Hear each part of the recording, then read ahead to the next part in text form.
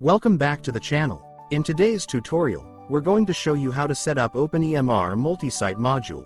OpenEMR supports a feature called multi-site, which allows multiple independent instances of OpenEMR to run from a single code base. When a clinic needs to maintain a single code base for operating at multiple locations with independent data of its own, then multi-site module will be very useful for them. In the already installed version of OpenEMR, first step is to set some variable value changes in the setup.php file to enable multi-site cloning.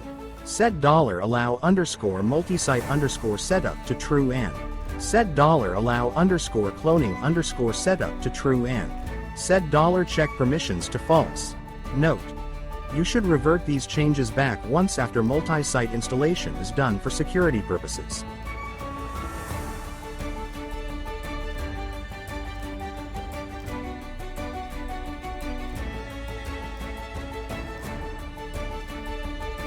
Save the setup file changes and now go to http >OpenEMR admin.php in the browser.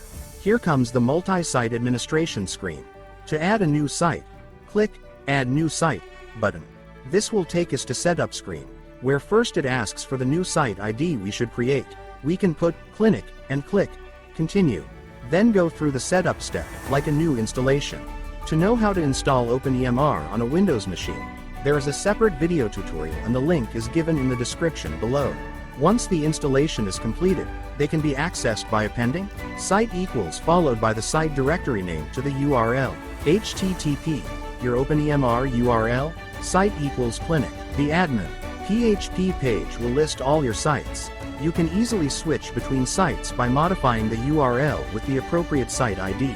Each site has its own data but uses the same core OpenEMR codebase. By following these steps, you'll have multiple, fully functional sites running from a single OpenEMR installation. If you found this video helpful, don't forget to give it a thumbs up and subscribe for more OpenEMR tutorials and tech tips.